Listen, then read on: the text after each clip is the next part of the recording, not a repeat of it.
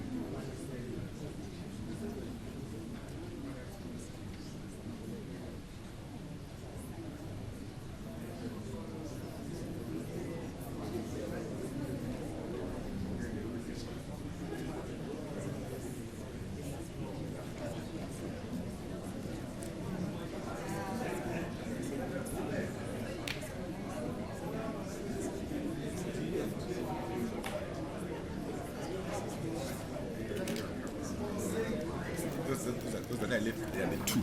Yeah, let me.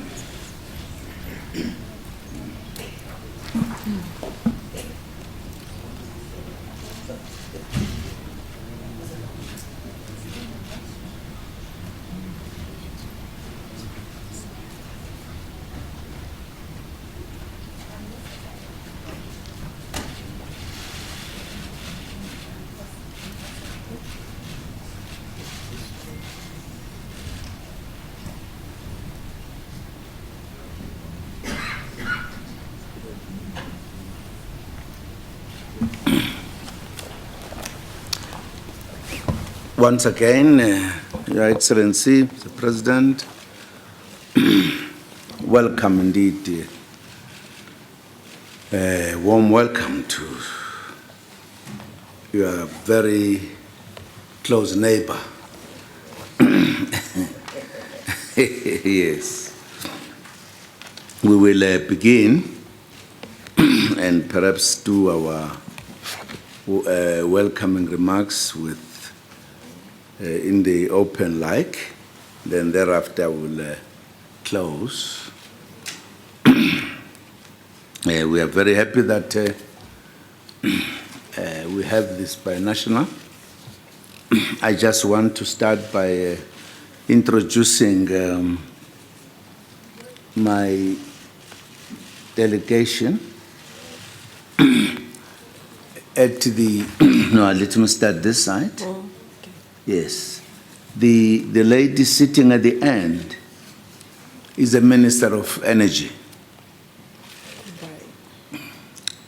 Next to her is another lady, Minister of Labor. Next to her, another lady, Minister of Environment Affairs. Next to her, a gentleman, Minister of Telecommunications.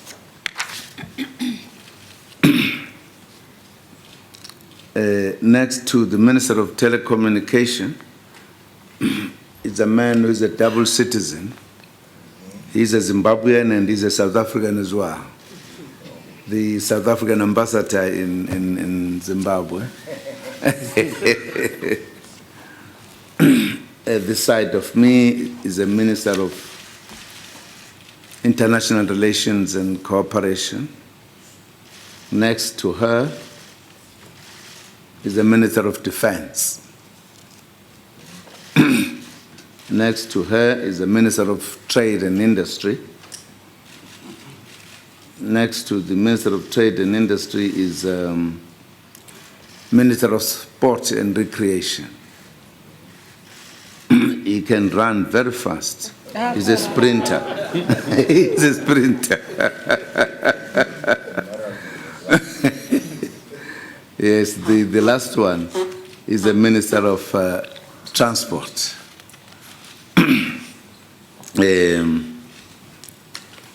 Thank you very much indeed for that.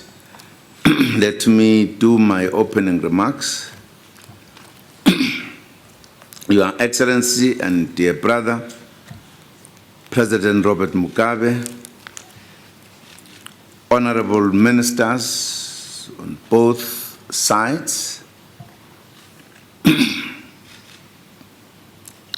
our respective ambassadors, of course, we call them high commissioners. This side. This side only. This side only? Yes, sir. Oh. I thought that was the remnants of the British. They left. They left? Yes. Oh, okay. Thank you. Thank you indeed. Senior government officials, members of the media, good morning to you all. It is with great pleasure that we welcome you, Mr. President, and your esteemed delegation. We thank you for honoring our invitation to the second session of our valued Binational Commission. Your Excellency, we are both committed to adhere to Article 6 of the BNC agreement, which stipulates that the two countries should meet annually. I still vividly recall the warm welcome and generous hospitality extended to me and my delegation during the inaugural session of the BNC in Harare last November. Our historical, fraternal, and cultural bonds demand that we meet on a regular basis to strengthen and consolidate our bilateral cooperation and partnership. Your Excellency, we note with satisfaction the ever-growing cooperation between our two countries, as evidenced by the existing 40 agreements and memoranda of understanding. These agreements are aimed at promoting political, economic, and social cooperation. They cover a wide range of areas, including double taxation, justice, defense, transport, water, science and technology, health, migration, labor, economic and trade cooperation, and tourism, to mention but a few. We also need to ensure the full implementation of these agreements. We are thus happy that the ministers and officials have developed monitoring mechanisms such as mid-term reviews. This will go a long way to assist in the implementation agenda. My President, I wish to underscore the strategic significance of a one-stop border post at the Beitbridge border. This border post is the busiest border post on the continent. Much of our goods and services go through it. We cannot afford to continue to have unnecessary delays at that border. It is therefore important and urgent that we start in earnest the process of establishing a one-stop border post. Our two countries took a decision to do so as far back as 2009. In this regard, we direct the relevant ministers and officials to move with speed and report progress at the next binational commission. Your Excellency, South Africa has just assumed the chairship of SADC at the 37th SADC Summit, and I personally look forward to working with you, Mr. President, in championing the theme endorsed at the summit, which is partnering with the private sector in developing industry and regional value chains. Partnering with the private sector will unlock avenues that government alone would not be able to attain.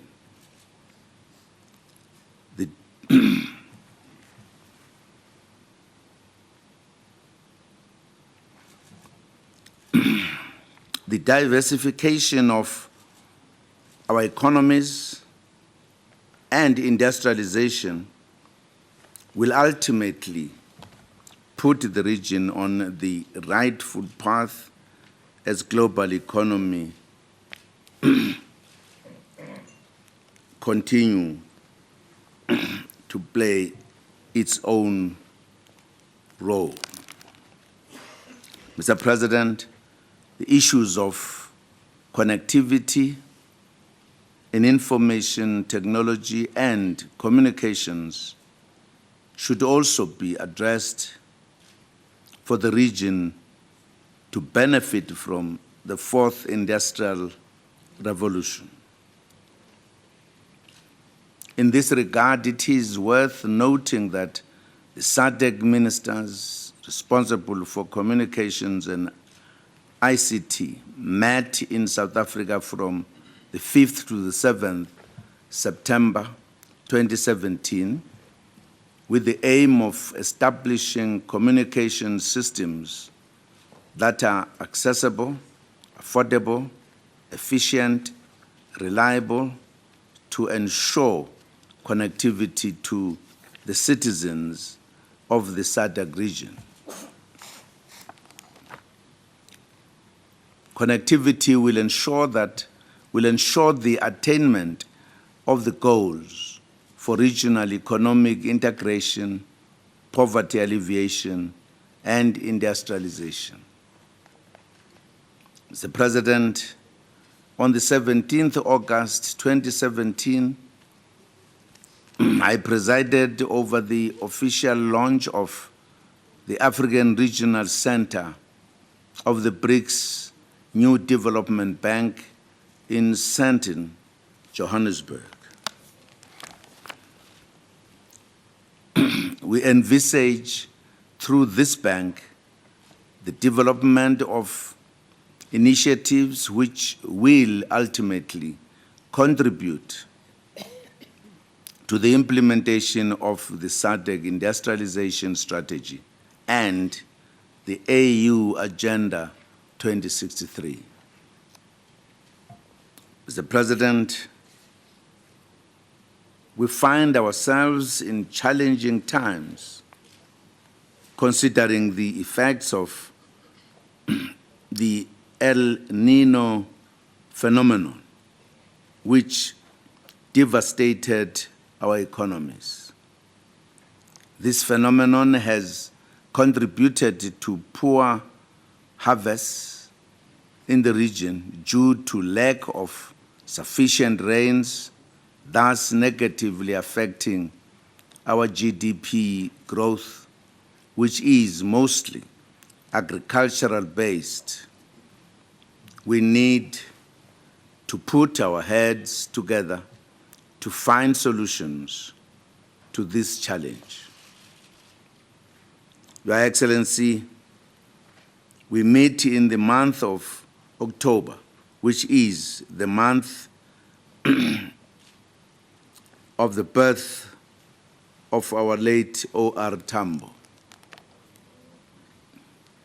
I personally know that you had various interactions with Comrade Tambo during his lifetime as the president of the ANC.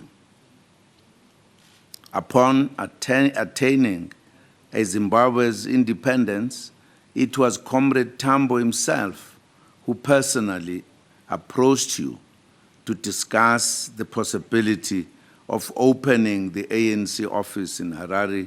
Then it was still called Salisbury.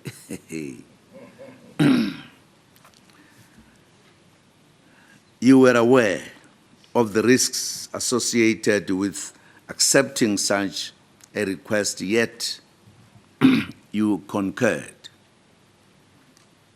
O.R. Tambo himself spoke proudly of you, Your Excellency, during the 8th Conference of Heads of State and Government of Non-Aligned Countries held in Harare in September 1986, where he said, and I quote, "As chairman, you have taken over as chief of staff of a movement that has transformed itself into a task force that will fight in both the forward and rear echelons to complete the process of the total liberation of Africa, to which the victory of the struggle in Zimbabwe made and is making such a historic contribution. Under your courageous, experienced, and foresighted leadership, we are certain to march to victory." Close quote. The battles we face today are of a different kind. Our struggles are about the economic emancipation of our people. While this remains a challenging task. I'm certain that our joint efforts will lead us there. Once again, we welcome you, Mr. President, and we look forward to the deliberations of our two delegations. I thank you very much, Mr. President.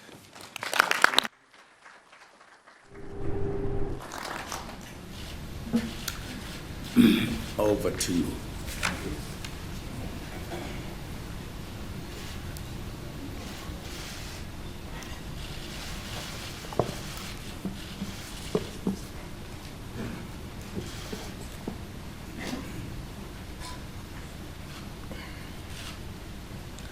Your Excellency, the President of the Republic of South Africa, Comrade Jacob Zuma, honorable ministers here present, senior government officials, ladies and gentlemen, comrades and friends.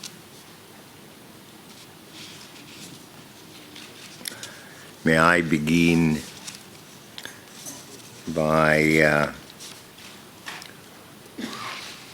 referring to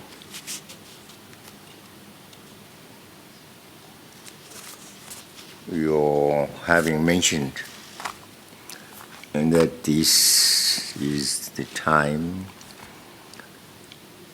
we remember our dear departed friend Oliver Tambo,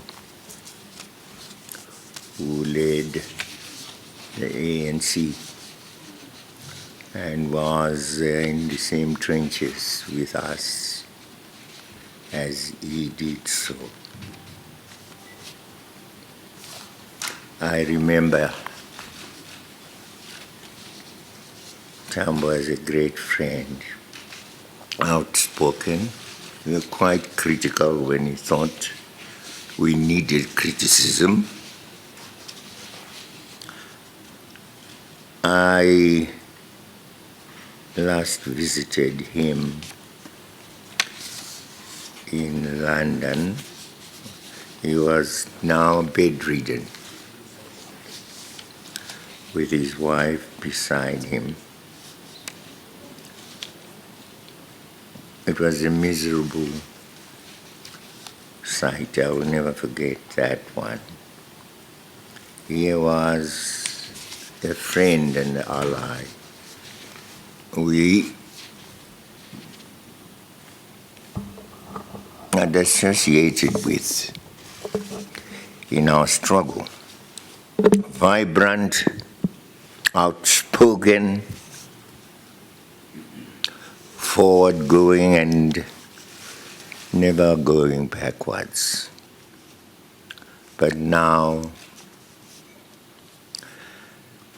the stroke had claimed him. He could recognize me, but no, he couldn't talk. And that saddened me.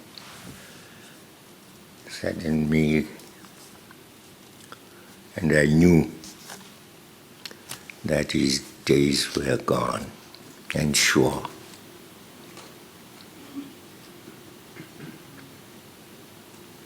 We had to bury him here.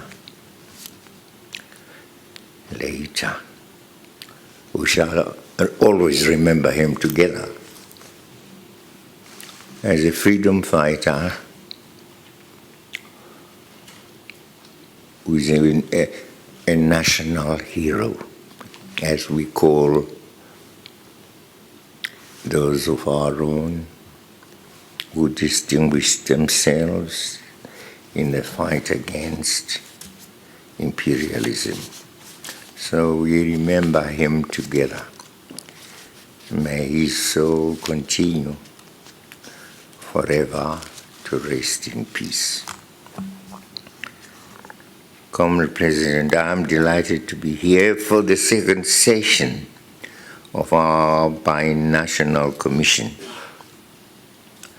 I wish to thank you, Comrade President, and the people and government of South Africa for your fraternal welcome and wonderful hospitality. We are very comfortable at heart.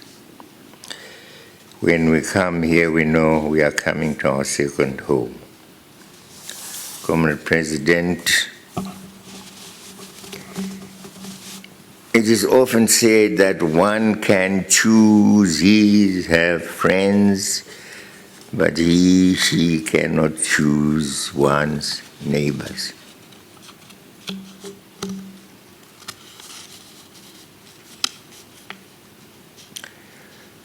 Let me assure you that had we had a say in the choice of a neighbor, we still would have chosen you.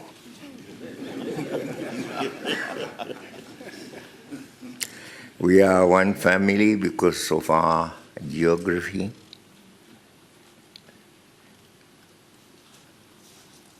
Of our history.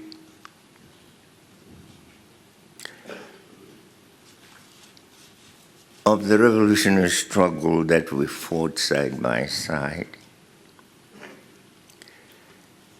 and of course of culture and blood, totems and marriage, and we hope that these phenomena will continue to bind us forever. I'm pleased that we have chosen the path of cooperation, consultation, dialogue, engagement, and joint action in order to secure our common future.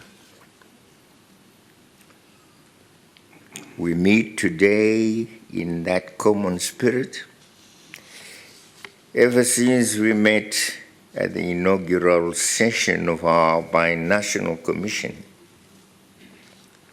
much has been done to bring to fruition the decisions we took on that occasion.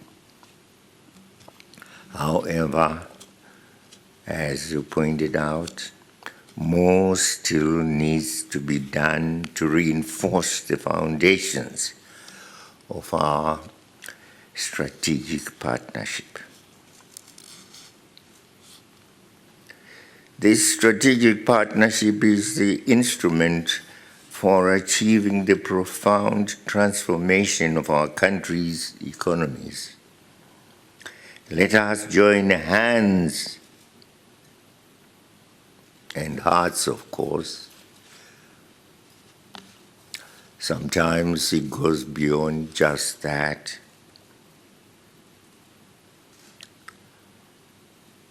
When hand in hand we find ourselves in marriage, which is another way of furthering our togetherness and our oneness.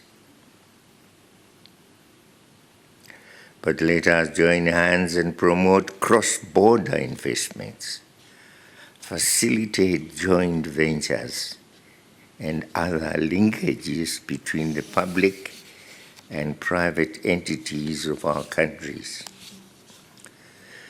Since last year's Joint Commission, we have embarked on reforms aimed at facilitating the ease, as they say, of doing business. We should improve the local business environment as well as stimulate investment flows either way. Last year, I also announced our government's legislative proposals aimed at reinforcing and further expanding the economic reforms we are undertaking. These proposals, once passed into law, will reduce delays in the registration of new businesses. Legislation should also provide a legal underpinning to the one-stop shop investment center, to which you have already made reference, and open new investment opportunities in infrastructure, especially that of our airports, roads and railway systems. We are also set to sign agreements on cooperation in energy and information communications technologies. Once signed, the agreements will create yet more opportunities for closer cooperation between us in the key strategic and critical sectors for the transformation and development of our economies.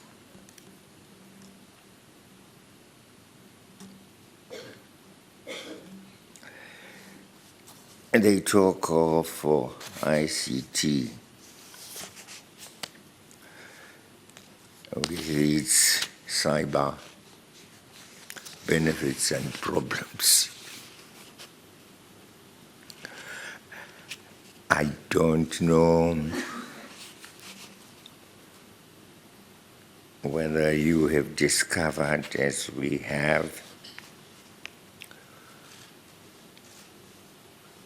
after bitter lessons had been shown us, that there was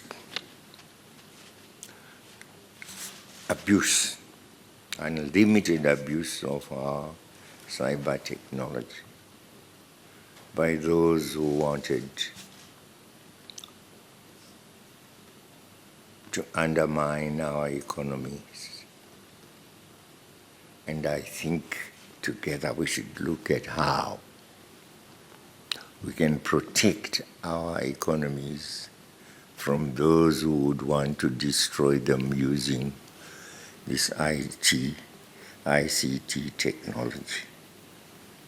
We don't have the means yet, and I don't think you also have means or adequate means yet. But I am aware that some of our friends have the means. Let's try to borrow those means from them and protect our economies from subversion and leave it open for the interaction between us, investments that flow either way, and the need for development that has found us meeting here for the second time. As a second meeting after the one we held last year.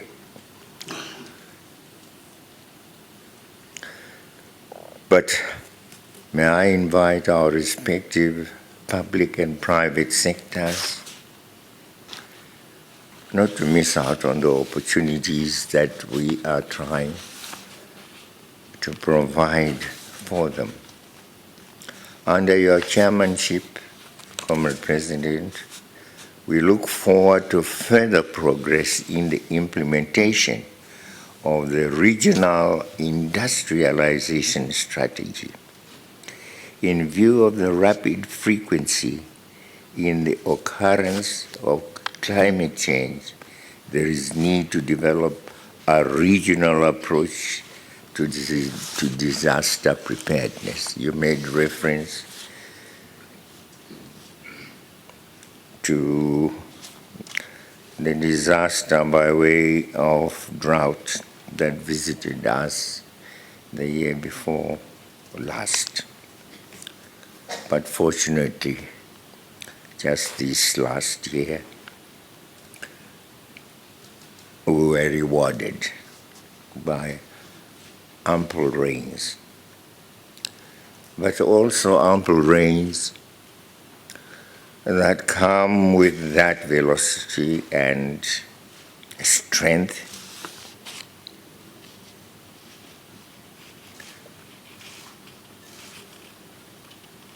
and leads to destruction of homes,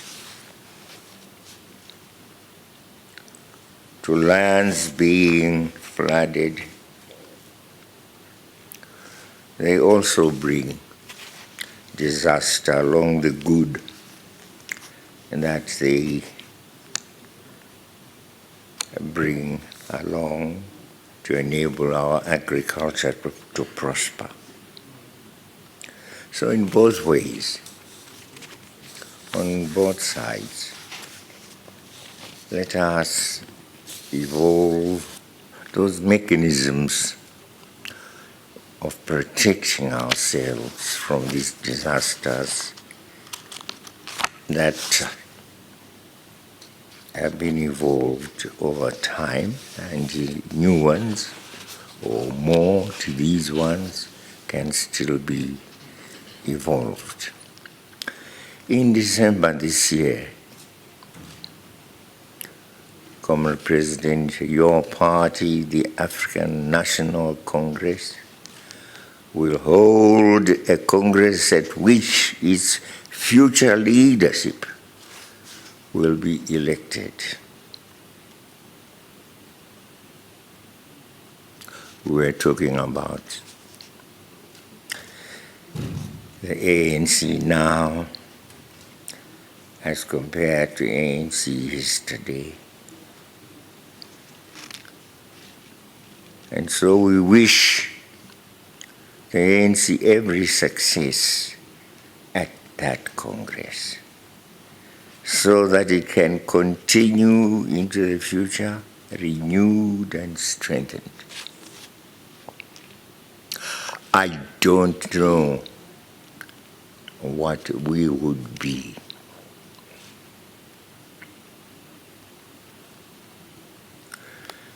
if all that future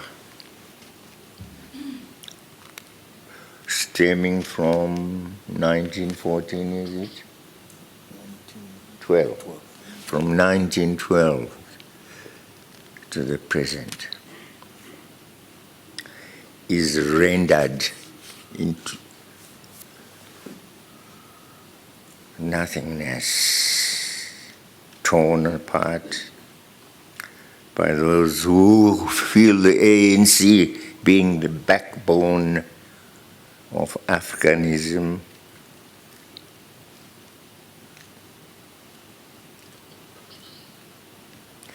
and change, destruction of apartheid.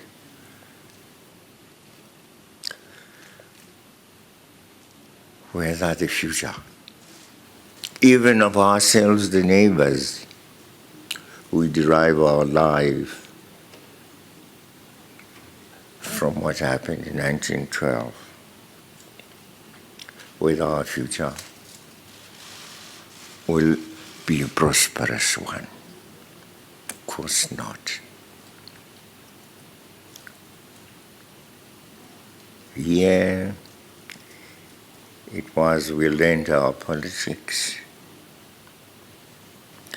Here it was also some of us got our learning and our degrees. Here it is that many of our folk have found incomes.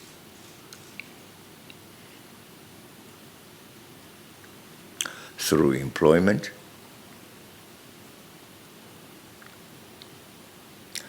others entirely on their own, jumping the border, going to work on the farms, the good and the bad. And we've given you the trouble to sort out. those amongst our people are well-meaning, and those others who don't mean well and need to be punished or sent back. Common President, let's work together as we have done before. And let me conclude by reminding our ministers that the Binational Commission is not a once-a-year scheduled encounter, such as the one we are having today. We are meeting to continue, and continue even when we are not meeting as summits of our Binational Commission, but the minister must continue to meet. The officials of the ministries must continue to meet. Above all, we must continue to think and think and think ahead, all of us. When our commission is not in session as it is now. And so it is and should be a constantly active forum for engagement and consultation, one always ready and available for our joint use. We look to the east, to the west, northwards and southwards. And we say to ourselves, the South, and only the South. Yes, frontline states. Yes, SADC. Yes, our parties.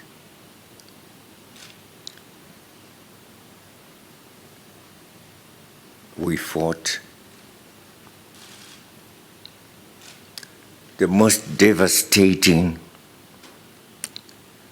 struggle. I would say struggle because it was one, whether it was here in South Africa or in Zimbabwe, on a joint basis that the struggle of one country was the struggle of another.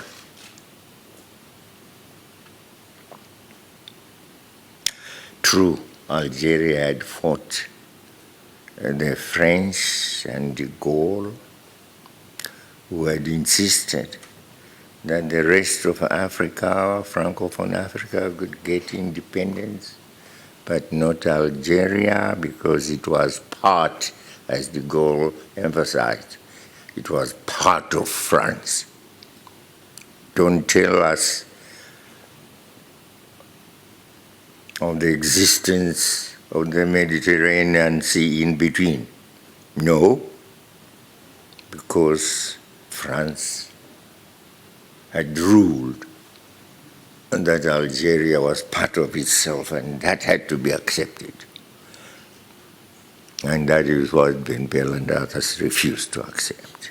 Yes, we learned something from them, and I know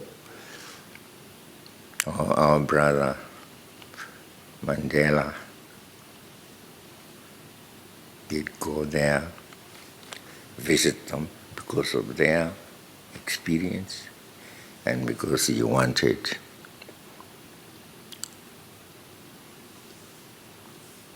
to have that secret training at holding arms, which he had before he returned here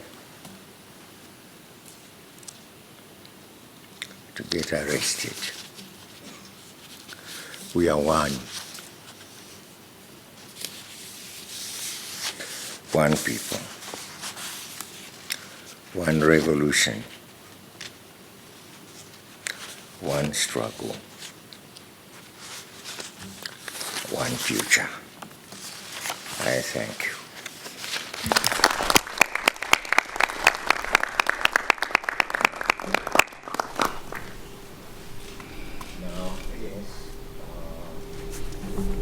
These are just all guys, you all know them. Can I begin? Stand up at the yes, perhaps this one might be new. And he is, I tease him and say, only God has three persons, should have three persons. And you have what amounts to three ministries and three persons, and you're the only one who is like God. In my ministry, he is Minister of Transport, roads, railways, airways. Comrade Gumbo, he is Joram Gumbo. And the Gumbos are, Gumbo means leg.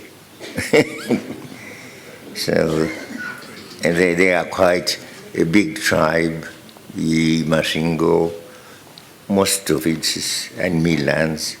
And even in Midway, my grandfather, maternal, was a Gumbo. My mother was a Gumbo. And so I call him Gumbo Sekuru, which means grandparents as well. He holds those three together. And that's then after him, of course, you have our health minister, and after him, our minister. They know him, don't they? Parinyatwa. Parinyatwa was trained at Wits, his father, at the Wits, yeah. And he was the first doctor in Zimbabwe. So he said his father's name should not die, and he also wanted to do medicine. And he did medicine at our university. And he's very keen about killing the viruses and discovering where they are within the body or anywhere else. And very active. And I'm sure that he's well known here and in the rest of Africa. Yes, Sydney Sigaramai sent away from Goromonzi. Goromonzi was the first state secondary school. He was playing politics there at Form 2. And they sent him away when he was a kid. And T.G. Selundik and myself received him in the Democratic Party. Him and John Kupara, there were two of them, were being sent away because we talk politics. And we didn't know what to do with them, so we said, okay, go to Zambia, our people will handle you. And of course, they couldn't send the two kids to learn the art of shooting. We said, okay, well, they must continue their education. He went to Czechoslovakia, then Rupia Banda, when they had an opportunity to send kids to Sweden to train variously and in medicine. He also was included in that group, and he did his medicine in Sweden with his friend, But after their degrees, they came back to Zambia, and we said, come back and join us in the bush and be our doctors. So he was with us during the struggle, Sydney Sikaramai. Okay. And, well, this bearded one. And you've seen his beard. Oh, haven't you? Yeah, he is, featured, very hard worker. And sometimes the fruits are not really in relation to your struggle. You struggle, sometimes the fruits are not good, but you go on struggling with your friend here, lady. Well, we struggled and won. We had Madame Zuma elected as the first chairman of the commission of the AU. Their struggle. They know each other, and they know the hard work that they put into it. They tried again yesterday, and it was another lady from Botswana. But you know, with Zuma, Africa had no problem. Yes, she was a lady from South Africa, reputed South Africa, where we derived our knowledge of the struggle. A lot of more things, as I said, yes. But not so in Botswana. The poor lady thought she could do what Madame Zuma had done. We worked hard. They worked hard, sweated. They sweated. You sweated. We sweated. One man did not sweat. He stayed at home and expected that wonders would happen. They didn't happen. We were very sorry. Everybody just said,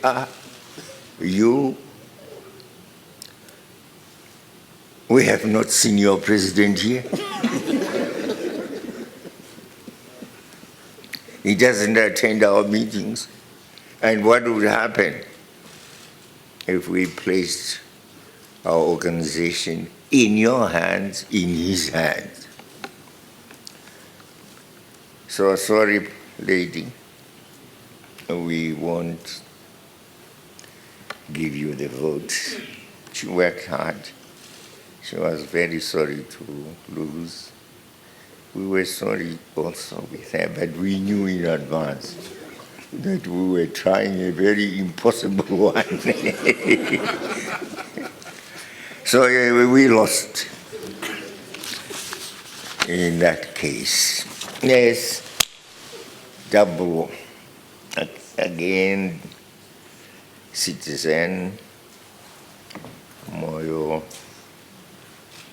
is our ambassador here and enjoys that double citizenship.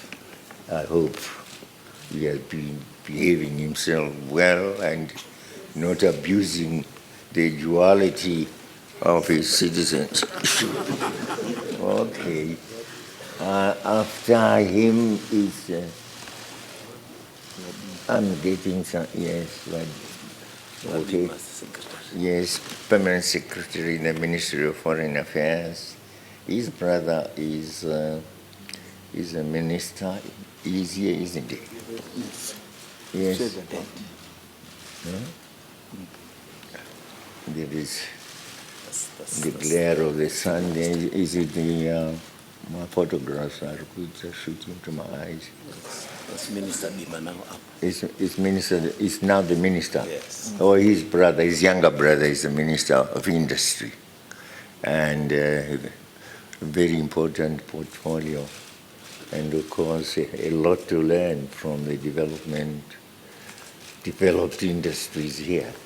And he's the one who tries to protect our nascent industries, and is, I was going to say famous, but I'm sure infamous for it. And because when sometimes he puts on tariffs and say,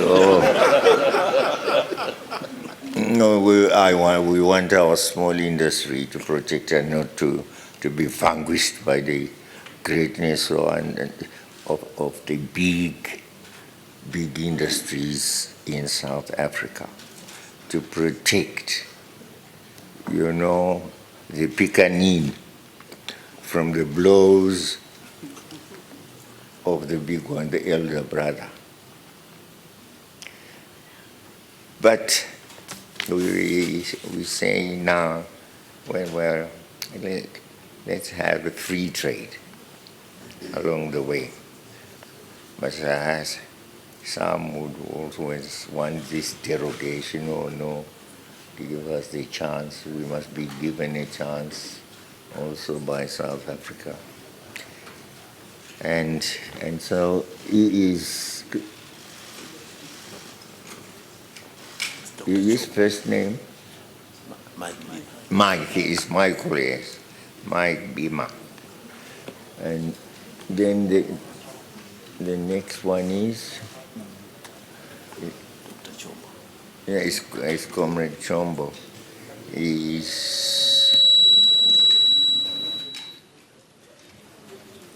our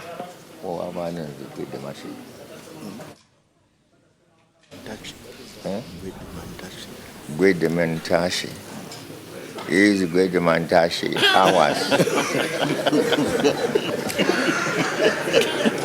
But he doesn't have any. No, he has great respect for you. And our friend Gwedemashi is throwing blows at the president and myself. But I say, well, this is how we are in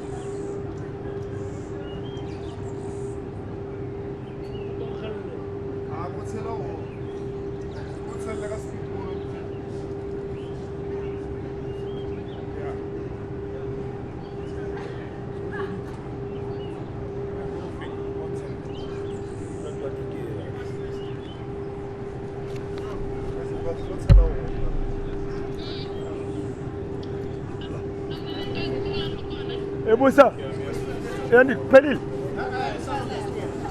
O closing.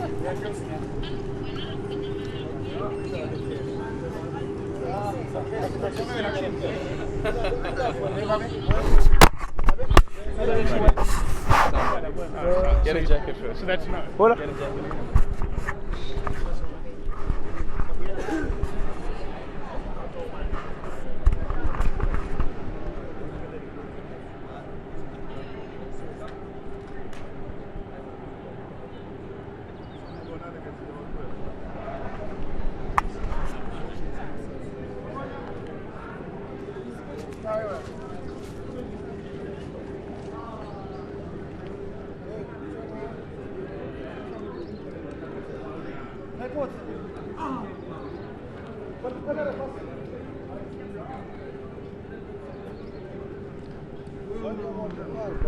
Yeah, it is.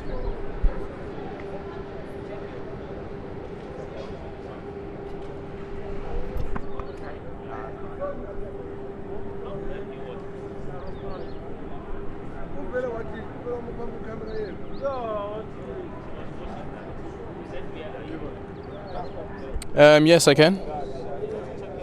Yes, I can. Okay.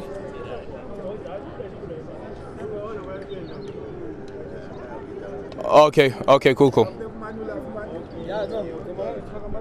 Okay, yeah, much.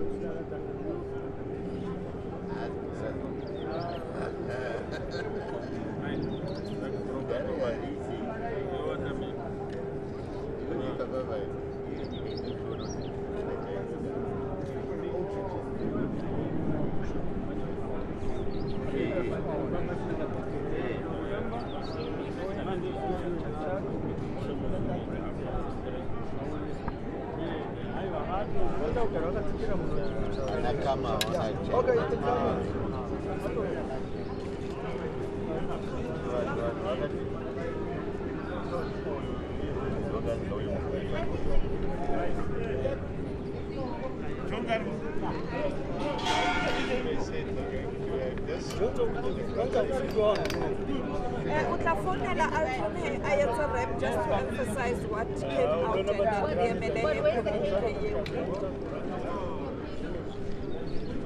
okay, Just